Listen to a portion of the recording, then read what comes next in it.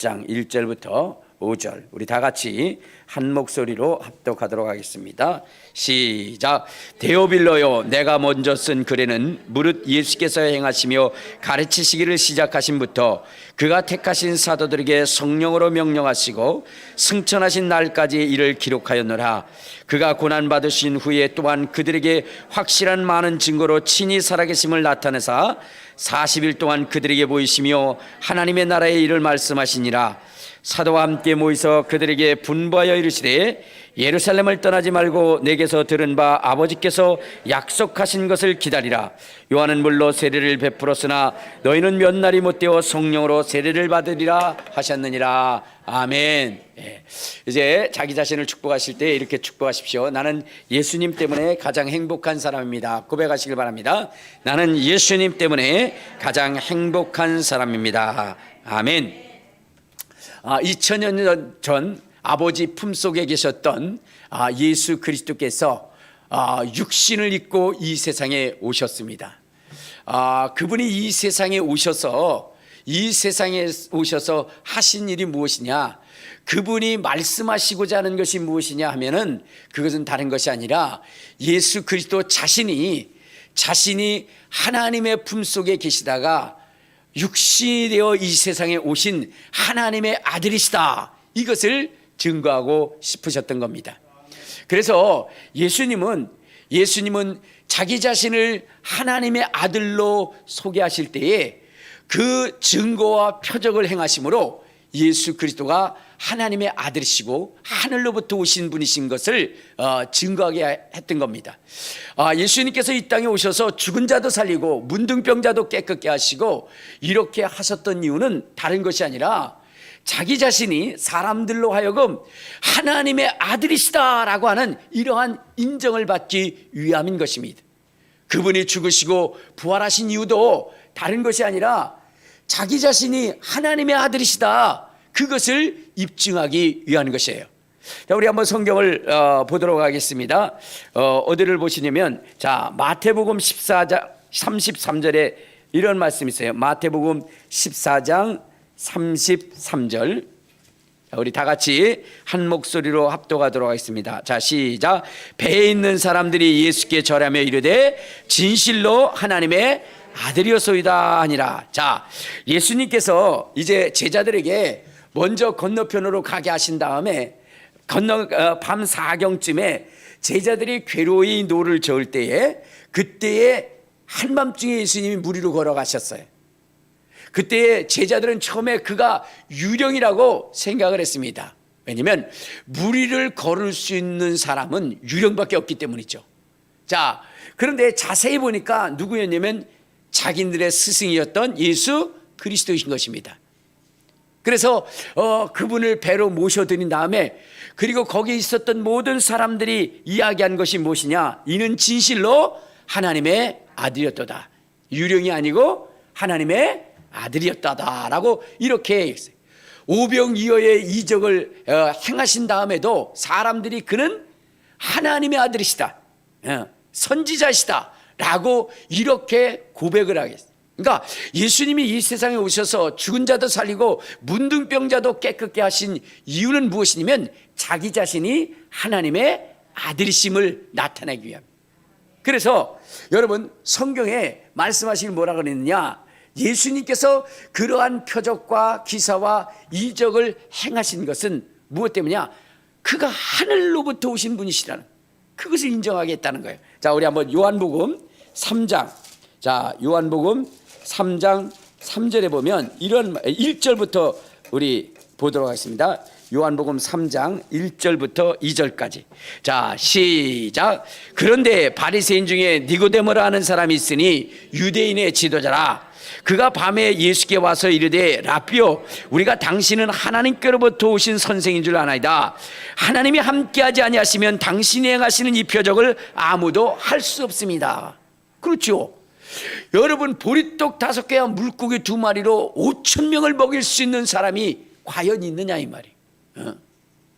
물 위로 걸을 수 있는 사람이 있겠느냐 하는 거예요. 뿐만 아니라 이미 죽어서 썩어 문드러진 그러한 그 시체를 생명으로 살릴 수 있는 그러한 존재가 있겠느냐는 거예요. 그건 도저히 없다는 겁니다. 소경의 눈을 뜨게 하고 안질뱅이를 일으키고 하는 이러한 이 역사, 이것은 하늘로부터 온 하나님의 아들이 아니고는 이룰 수 없는 것이라는 거죠. 자, 우리 한번 요한복음 9장에 한번 봐요. 자, 요한복음 9장에 보면 소경이 눈을 뜨게 됩니다. 이 일로 인하여 많은 그러한 의견 충돌이 있을 때에 이 눈을 뜬 사람이 이렇게 얘기합니다. 자, 9장 32절 시작. 창세 이후로 맹인으로 난 자의 눈을 뜨게 하였다 함을 듣지 못하였으니 이 사람이 하나님께로부터 오지 아니하였다면 아무도 할 수 없으리라 라고 있어요. 그러니까 여러분, 예수님께서 행하신 그 기적은 뭐요? 하나님이 보내신 자, 하나님의 아들이 아니고는 결코 할 수 없는 그러한 일이라는 거예요. 그러므로 예수님께서 이 세상에 오셔서 많은 기적을 행하신 것은 그분이 누구시다? 하나님의 아들이시다, 메시아이시다, 선지자이시다, 그리스도이시다. 그것을 증명하기 위해서 예수님께서 많은 기적을 행하셨다는 겁니다. 자, 그러면 예수님은 왜 사람들로 하여금 예수가 하나님의 아들이시라고 하는 그 사실을 고백하게 하셨을까? 왜 사람들이 그 예수를 하나님의 아들로 고백하게 하셨는가? 그것은 다른 것이 아니라, 자, 우리 한번 어디를 보시냐면 마태복음 16장에 보면 이렇게 얘기했어요. 자, 마태복음 16장 15절부터 17절까지. 자, 시작. 이르시되 너는 나를 누구라 하느냐? 시몬 베드로가 대답하여 이르되 주는 그리스도시요 살아계신 하나님의 아들이시니이다. 예수께서 대답하여 이르시되 바요나 시몬아, 내가 복이 있도다. 이를 내게 알게 한 이는 혈육이 아니요 하늘에 계신 내 아버지시니라. 그러니까 뭐냐면, 여러분, 우리의 인류가, 우리 사람들이 예수 그리스도를 하나님의 아들이시다라고 이렇게 고백하는 것은 우리 인생이 복 있는 인생이라는 거예요. 그러니까 예수를 하나님의 아들이십니다 고백하는 자들은 복 있는 자들이라는 겁니다. 그러니까 여러분, 예수를 하나님의 아들로 고백하게 하신 것은 우리가 어떤 인생이 되기를 원하신 거예요? 복 있는 인생이 되기를. 복 있는 인생. 자, 그러면 여러분들은 복 있는 인생이요, 복이 없는 인생입니까? 왜 복 있는 인생이죠? 그렇죠. 예수를 하나님의 아들이라고 고백하기 때문입니다. 이것은 복 있는 거예요. 알겠습니까? 이것을 믿으시기를 주님의 이름으로 축원합니다. 주님의 이름으로 축원합니다. 자, 그래서 예수님은요, 이것을 확실하게 믿게 하기 위해서 더 강력한 역사를 이루겠는데, 그것이 바로 십자가에서의 죽음입니다. 자, 우리 한번 마태복음 27장에 보면 이렇게 얘기했어요. 자, 마태복음 27장 50절. 자, 마태복음 27장 50절부터 봅시다. 자, 시작. 예수께서 다시 크게 소리를 지르시고 영혼이 떠나가시니라. 이에 성소 휘장이 위로부터 아래까지 찢어져 둘이 되고 땅이 진동하며 바위가 터지고 무덤들이 열리며 자던 성도들의 몸이 많이 일어나되, 예수의 부활 후에 그들이 무덤에서 나와 거룩한 성에 들어가 많은 사람에게 보이니라. 백부장과 및 함께 예수를 지키던 자들이 지진과 그 일어난 일들을 보고 심히 두려워하여 이르되 이는 진실로 하나님의 아들이었도다. 할렐루야, 할렐루야. 그러니까 예수님은 마지막 순간에도 정말로 모든 사람들이 예수를 하나님의 아들로 고백시키기 위하여 그분이 사망 앞에서도 큰 소리를 질렀던 겁니다. 그분이 큰 소리를 지르니까 휘장이 위로부터 아래로 찢어졌어요. 그리고 막 지진이 일어납니다. 땅이 진동을 합니다. 해가 빛을 잃습니다. 그리고 무덤 속에 있었던 많은 사람들이 살아납니다. 이러한 이 일들을 보고 거기 있었던 사람들이 고백한 것이 무엇입니까? 그는 진실로 하나님의 아들이었도다. 진실로 하나님의 아들이었도다. 할렐루야. 여러분, 우리가 믿는 예수 그리스도는 하나님의 아들이신 것입니다. 우리 힘차게 세 번 고백하도록 하겠습니다. 예수는 하나님의 아들이시다. 시작. 예수는 하나님의 아들이시다. 예수는 하나님의 아들이시다. 예수는 하나님의 아들이시다. 할렐루야. 여러분, 예수는 하나님의 아들이십니다. 말씀이 육신이 되어 우리 가운데 오신 분, 비록 우리와 똑같은 모습을 가지고 있으나 그의 근본은 상고 태굽 때부터 하나님으로부터 함께 시작하신 하나님의 아들이시라는 사실을 잊지 않기를 주님의 이름으로 축원합니다. 주님의 이름으로 축원합니다. 자, 이 예수 그리스도께서 이제 죽으시고 부활하신 다음에 제자들과 함께 40일 동안 계시다가 이제 승천하시면서 제자들에게 명령을 하셨어요. 그 명령이 뭐냐? 예루살렘을 떠나지 마라 그러셨어요. 뭐라고요? 큰 소리로 뭐라고요? 예루살렘을 떠나지 마라 그랬어요. 왜 예루살렘을 떠나지 말라 하셨는가 하는 것은 다른 것이 아니라 바로 예수님께서 아버지께서 약속하신 그 성령을 너희들에게 보내기까지, 너희들이 성령의 충만함을 입을 때까지는 예루살렘을 떠나지 말라라고 이렇게 말씀을 하신 것입니다. 자, 우리 다시 한번 사도행전을 한번 봐요. 사도행전 1장에 보면 예수님께서 뭐라고 말씀하셨느냐? 1장 4절. 자, 시작.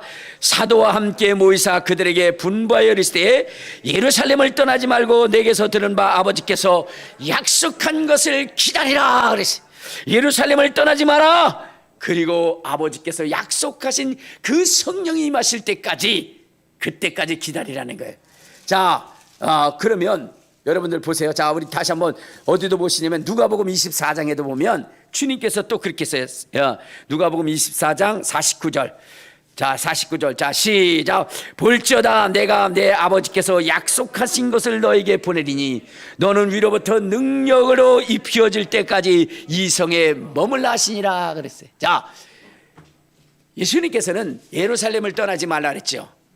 언제까지? 성령이 임하실 때까지. 그 성령이 임하시면 어떻게 해야 되는데, 무엇 때문에 우리가 성령을 받아야 되느냐? 여러분, 이 성령이 임하시면 능력을 받고 그랬어요. 그렇죠? 그러니까 성령을 우리가 받는다는 것은 무엇이냐면 능력이 덧입혀진다는 거예요.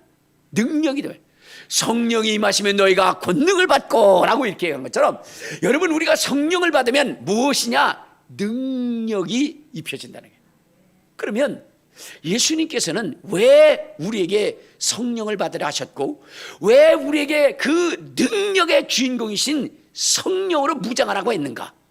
그것은 다른 것이 아니라 여러분, 제자들과 우리에게 주어지는 그 사명이 너무나 막중하기 때문이라는 거예요.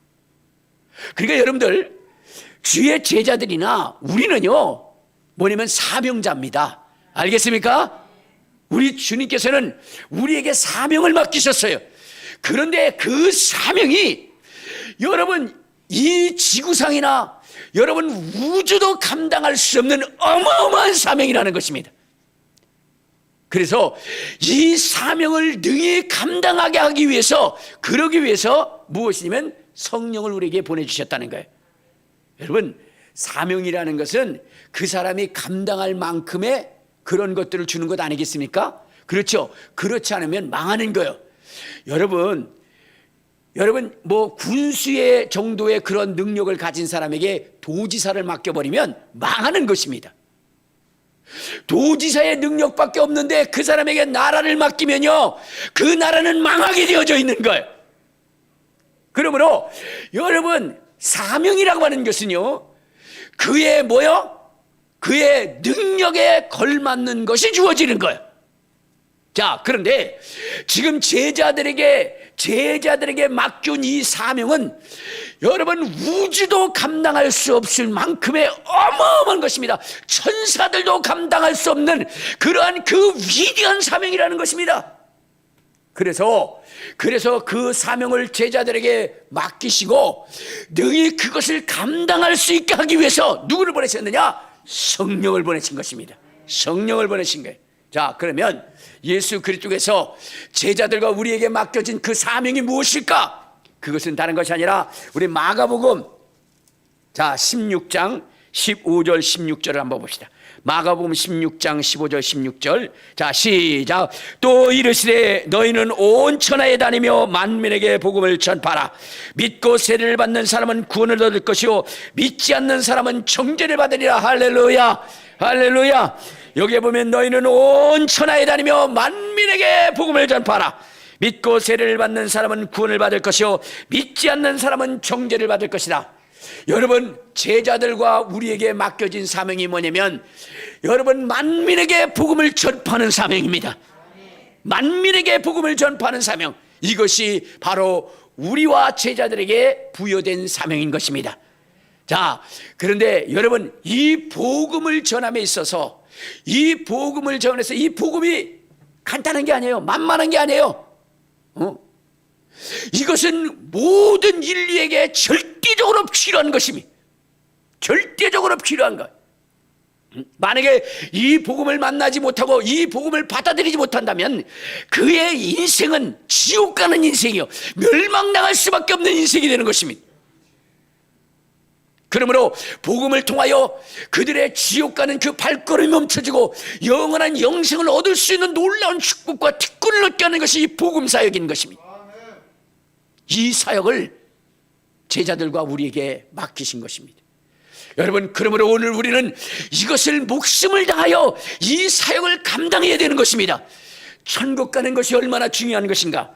여러분, 우리가 지옥은 절대로 가지 말고 천국 가야 되는데 이것이 얼마나 중요한가. 우리 마가복음 9장 43절부터 한번 봅시다. 43절부터. 자, 시작. 만일 내 손이 너를 범죄하거든 찍어버리라. 장애인으로 영생에 들어가는 것이 두 손을 가지고 지옥 곧 꺼지지 않는 불에 들어가는 것보다 나으니라. 만일 내 발이 너를 범죄하게 하거든 찍어버리라. 다리 저는 자로 영생에 들어가는 것이 두 발을 가지고 지옥에 던져지는 것보다 나으니라. 만일 내 눈이 너를 범죄하게 하거든 빼어버리라. 한 눈으로 하나님의 나라에 들어가는 것이 두 눈을 가지고 지옥에 던져지는 것보다 나으리라. 거기에서는 구더기도 죽지 않고 불도 꺼지지 않으니라. 사람마다 불로서 소금 튀듯함을 받으리라 그랬어. 그러니까 여러분, 뭐예요? 우리가 이 신체의 어느 한 부분이 제거되어질지라도, 그럴지라도 어떻게 돼요? 여러분, 천국 갈 수 있는 길이 있다면 그 길을 선택하라는 거예요. 그 길을 선택하라. 응? 여러분, 우리가 살아가면서 한 팔이 없고 한 다리가 없고 눈이 없고 그런다고 하면 여러분, 이것이 얼마나 절망적인 걸 수가 있습니까? 그러나 여러분, 그거보다 더 절망스러운 것이 뭐냐? 지옥 가는 거예요. 지옥 가는 거예요. 그렇기 때문에 여러분, 이 복음은 우리가 그저 들어도 되고 말아도 되고 하는 그것이 아니라 우리의 생에 있어서, 인간에게 있어서 절대적으로 필요한 그러한 것인 것을 성경은 우리에게 말씀하고 있는 것입니다. 여러분, 그 사명을 부여받은 거예요. 자, 그런데 여러분, 이 복음을 전한다고 사람들이 다 예수를 믿는 것이 아닙니다. 왜냐하면 여기에 절대적 방해꾼이 있는 거예요.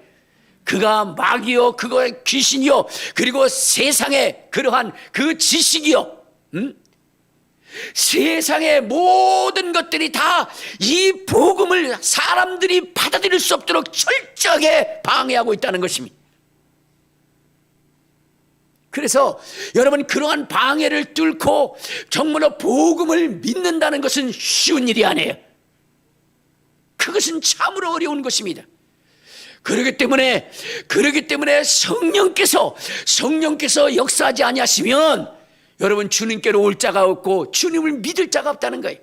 그래서 예수님께서 우리에게 이 일을 성공적으로 이루게 하기 위해서 어떻게 한다? 그 성령을 보내신 거예요. 성령을 받고 그 일을 하라는 거예요. 그래서 여러분, 우리가 성령의 충만함을 받아야 되는 이유는 무엇이냐면 우리가 복음을 전하기 위해서, 복음을 전해요. 근데 여러분들 한번 생각해 보세요. 여러분들은 성령에 충만한 사람이에요? 충만하지 않은 사람이에요?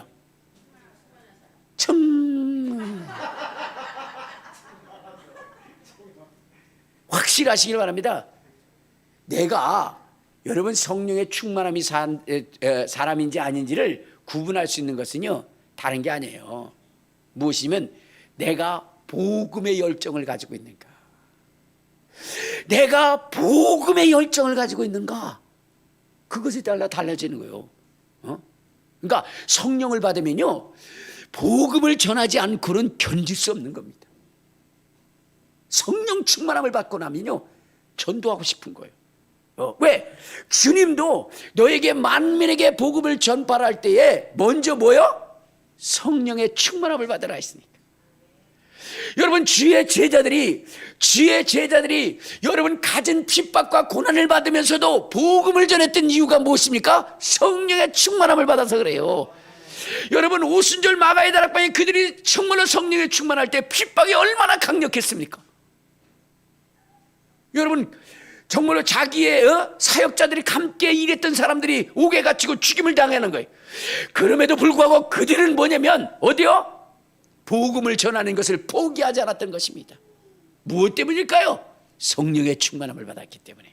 성령의 충만함을 받았기 때문에 여러분, 그 성령은 누구에게나 복음을 전하도록 이 속에서 불일 듯 하게 했다는 것입니다. 여러분, 예레미야 선지자라고 하는 사람이 뭐라 그랬어요?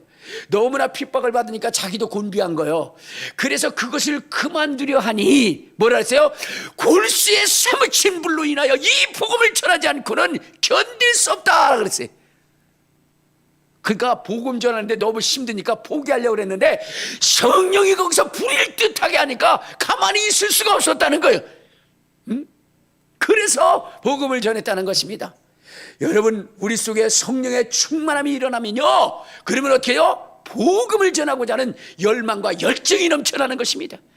근데 아직도 내가 그러한 마음이 없다는 건 뭐 때문에 그런 거예요? 성령이 충만하지 않게. 그래서 우리는 이 일을 위해서 주님이 맡기신 이 남은 고난의 막중한 사역을 감당하기 위해서 우리는 성령의 충만함을 입어야 되는 것입니다. 두려워하지 않고 놀라지 않고 강력하게 복음을 전할 수 있도록 하기 위해서 성령이 충만히 임할 수 있도록 강력하게 하나님 앞에 부르짖는 저와 여러분 되시기를 주님의 이름으로 축원합니다. 주님의 이름으로 축원합니다. 그래야 돼요. 복음을 전해야 돼요. 자, 두 번째는 주님께서 우리에게 뭐라고 하느냐, 마태복음 우리 28장을 한번 보도록 하겠습니다. 마태복음 28장. 자, 마태복음 28장 19절을 한번 봐요. 자, 시작. 그러므로 너희는 가서 모든 족속으로 제자를 삼아 아버지와 아들과 성령의 이름으로 세례를 베풀고 내가 너에게 분부한 모든 것을 가르쳐 지키게 하라. 볼지어다 내가 세상 끝날까지 너희와 함께 할 것이다. 자, 여러분, 주님께서 우리에게 두 번째 맡긴 것이 뭐냐면 제자를 삼으라 그랬어요. 뭐를 했다고요? 제자 삼으라요. 제자 삼으라요. 복음을 전파하고 그 다음에 뭐요? 제자를 삼으라 그랬어요. 자, 그런데 여러분, 스승이 된다는 것은 뭐예요? 제자를 삼는다는 건 스승이 된다는 것 아니겠습니까? 자, 그러면 스승이 되려면 어떻게 되죠? 첫째, 지식이 많아야 돼요. 지혜가 있어야 됩니다. 그리고 인격적으로 뭐요? 훌륭해야 됩니다. 존경받을 만해야 된다 이 말이요. 자, 그런데 여러분, 우리가 지식이 있습니까? 지혜가 있습니까? 인격이 훌륭합니까?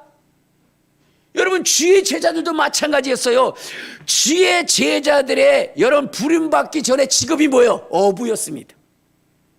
어부였어요. 물론 어부를 무시하는 게 아니에요. 그러나 여러분 정말로 제자를 삼고 그리고 정말로 나라와 민족의 그러한 기둥이 되게 하는 그 일에 여러분 어부의 지식만으로는 부족하다는 거예요. 부족하다는 거예요. 여러분, 우리가 잘 알지 않습니까? 한 나라의 지도자가 여러분 지식이 없고 고집만 세면 어떤 일이 일어난다는 거 너무나 잘 알고 있지 않습니까?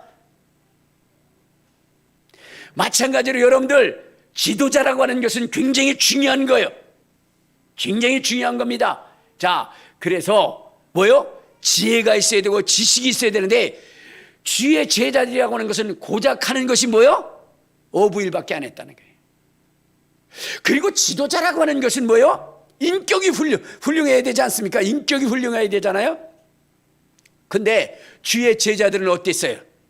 주의 제자들은 자기의 이익을 위해서는 뭐요? 자기 스승조차도 배신하고 배반하는, 또 부인하는 그러한 사람들이. 그리고 자기의 이익을 위해서는 어떻게 돼요?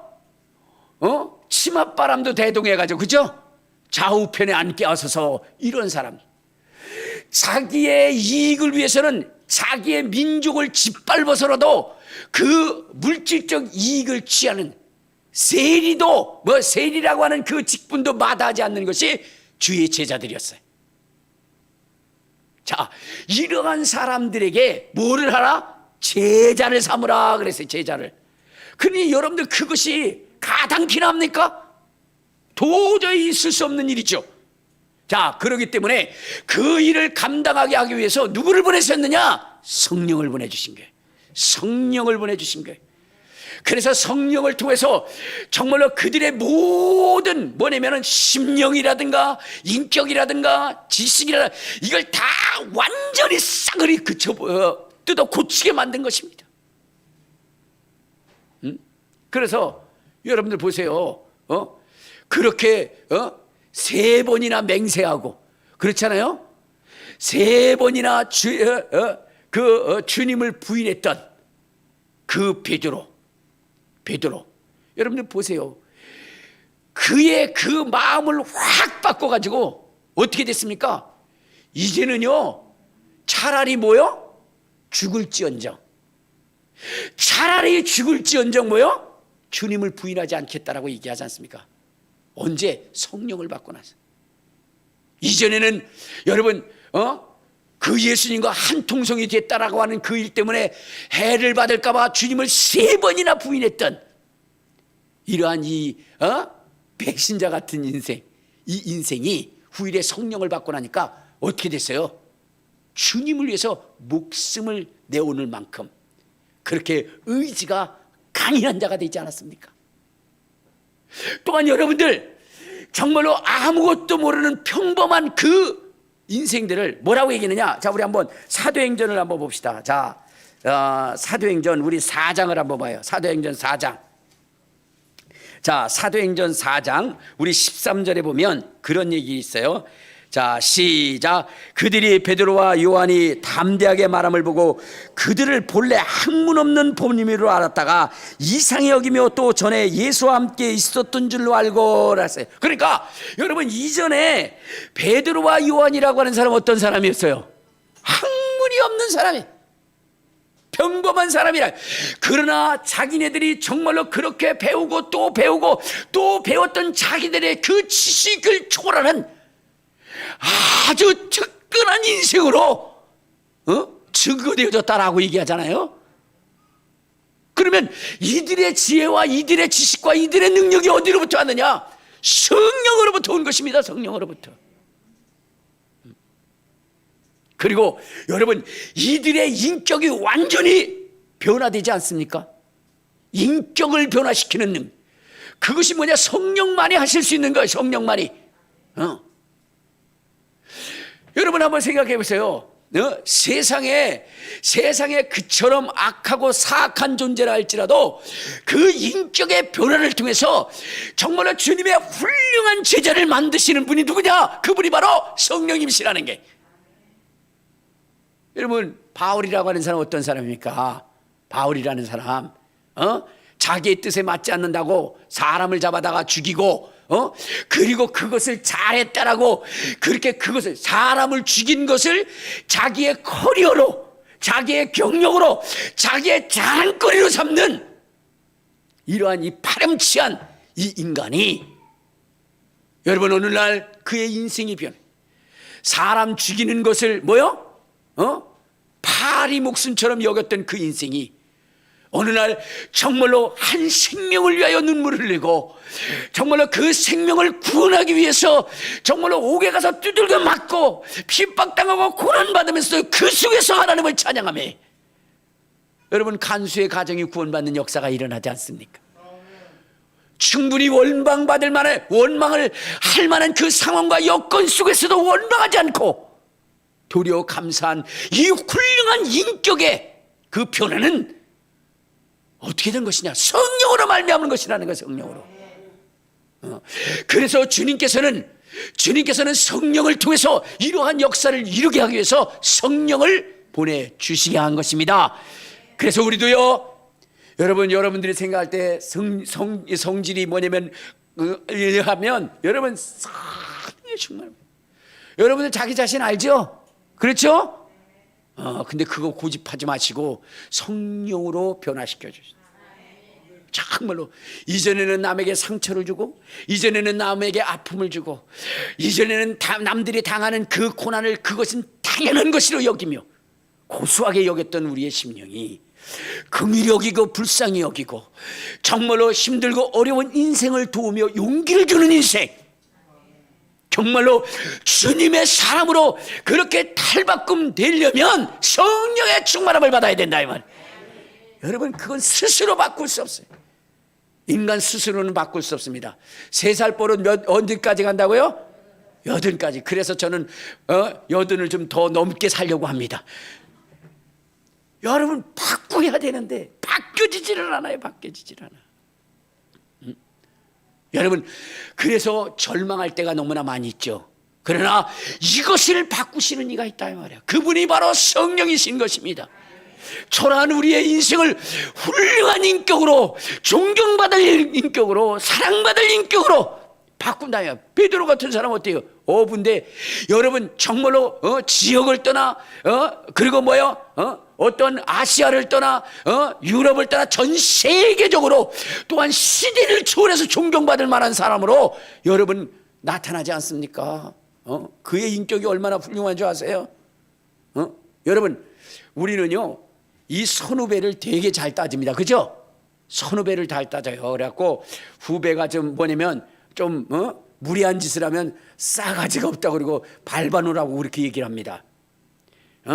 그리고 선배가 얘기하는데 싸가지 없게 얘기하고 막 이렇게 얘기하잖아요.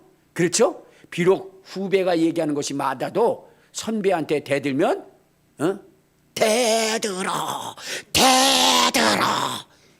그러면서 난리를 핍니다. 근데 여러분들 한번 보세요. 예수님 앞에 수제자가 누구예요? 베드로입니다. 그런데 저 쫄따구 같은 예수님이 친히 부른 것도 아니고 어떻게 하세요? 예수님 승천하신 다음에 그런 다음에 부름을 받은 그 바울이 베드로한테 그렇게 얘기하는 거예요. 네가 유대인으로서 어떻게 그렇게 유대인답게 살지 않으면서 어떻게 그렇게 외식을 하느냐 하면서 바울이 꾸짖었어요. 여러분, 그때 베드로가 아니 이게 싸가지가 없이 굴러온 돌이 박힌 돌을 빼려고 그러네. 그리고 내치면요 박살날 수 있는 상황이에요. 그러나 그의 말이 옳으니까 아무 말도 하지 않지 않습니까? 그리고 그걸 책에다 기록을 해놨어요. 그러면 베드로의 그 인생이 얼마나 치명적이겠습니까? 그렇죠? 그래도 베드로가 이걸 갖다가 이걸 지워달라 그렇게 건의했더라 그런 얘기가 없어요. 베드로는 그만큼 훌륭한 거예요. 엄청나게 훌륭한 거예요. 여러분, 그 베드로, 여러분 베드로를 그렇게 만든 분은 누구십니까? 그분이 바로 성령님이십니다. 그러므로 여러분의 인생을, 여러분의 인격을, 그리고 여러분의 지식을 바꿀 수 있는 분, 그분이 바로 성령이시니 우리 모두는 성령의 충만함을 받으시기를 주님의 이름으로 축원합니다. 주님의 이름으로 충만합니다.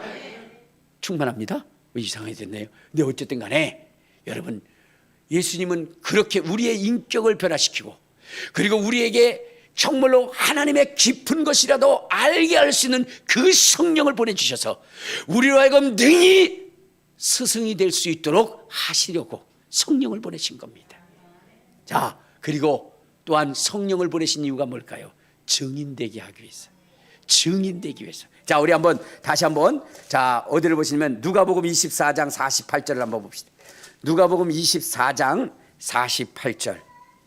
자, 48절. 자, 시작. 너희는 이 모든 일의 증인이라. 볼지어다 내가 내 아버지께서 약속하신 것을 너에게 보내리니 너희는 위로부터 능력으로 입혀질 때까지 이 성에 머물라 하시니라. 자, 너희는 이 일의 증인이라. 우리는 뭐라고요? 증인이 되는 증인. 그러면 증인이 되려면 누가 필요하냐? 성령이 필요했던 겁니다. 자, 사도행전 1장 8절에도 한번 봐요. 사도행전 1장 8절. 자, 사도행전 1장 8절. 자, 시작. 오직 성령이 너에게 임하시면 너희가 권능을 받고 예루살렘과 온 유대와 사마리아와 땅끝까지 이르러 내 증인이 되리라 그랬어요. 그러니까 여러분, 예수님께서 성령을 받으라 하신 것은 주님의 증인이 되게 하기 위해서. 주님의 증인이 되게 하기 위해서. 그래서 성령을 기다리라 그런 거예요. 근데 여러분, 아이 뭐 증인 되는 게 뭐 그렇게 어려워요? 라고 여러분들이 생각할지 모르지만, 여러분 보세요. 우리 인생은요, 자기 것을 손해보려 하지 않습니다. 그렇죠? 그래서 여러분, 어려움을 당하는 사람들이 있어요. 그리고 그 어려움 속에서 목격자를 찾아줘서 증인을 서줄 사람을 찾는데, 여러분 자기가 그것을 목격했음에도 불구하고 증인을 쓰지 않습니다. 뭐 때문에 그러죠? 손해가 볼까 봐. 손해 볼까 봐. 자기에게 손해가 있을까 봐 증인을 서주지 않아요. 그런데 뭐 어쩌다가 증인을 서준다 하더라도, 그런 일에는 증인을 서준다 하더라도, 여러분 이럴 때 그 누구죠? 피해자라 그러나요? 그러니까 가해자라 그러죠. 그 가해를 한 사람이 이제 법정에 섰을 때에 이 사람이 권력이 있거나, 그 다음에 또 조폭과 같은 그러한 무서운 사람이나 그러면 증인을 서줄까요? 더더욱 안 서줍니다. 더더욱 안 서줘요. 왜? 자기에게 엄청난 해를 당할까 봐. 그렇죠? 분명히 자기가 목격하고도 증인을 서지 않습니다. 왜? 괜히 그거 섰다가 나중에 권력자 앞에 보복당하고 조폭한테 보복을 당할까 봐 그 일에 증인을 쓰지 않습니다. 자, 그런데 오늘 우리가 주의 제자들이나 우리가 서야 할 증인은 뭐예요? 여러분, 마귀와 싸우는 증인이에요. 마귀와 싸우는 증인. 여러분, 이 세상에 마귀를 대적하여 이길 자가 어디 있습니까? 온 인류는 마귀에게 정말로 벌벌 떨며 종노릇하면서 살려달라고 구걸하는 인생인데, 그 마귀를 대적하여 증인을 서겠다. 여러분, 이것은 말도 안 되는 소리입니다. 말 되는 소리. 여러분, 조폭도 무섭고 세상의 권력자도 무서운데, 여러분, 공중권세 잡은 자, 우리를 죽음으로 이끄는 자, 우리를 죽일 수 있는 존재라고 그러잖아요. 마태복음, 자 우리 한번 10장을 한번 봅시다. 마태복음 10장, 거기에 보면요, 이 마귀에게 대하여 뭐라고 얘기하느냐. 자, 마태복음 10장 찾으셨어요? 28절 한번 봐요. 28절. 자, 시작. 몸은 죽여도 영혼은 능히 죽이지 못하는 자들을 두려워하지 말고. 자, 여기 보면 몸은 죽여도, 그러니까 마귀 사탄은 우리의 몸을 죽일 수 있는 존재입니다. 사고를 통해서, 질병을 통해서, 여러 가지를 통해서, 또한 우리를 사업을 망하게 하고 여러 가지 그러한 환난과 고난을 줄 수 있는, 그래서 우리를 위협할 수 있는 존재가 누구예요? 사탄입니다. 근데 그 앞에서 뭐예요? 증인을 쓴다?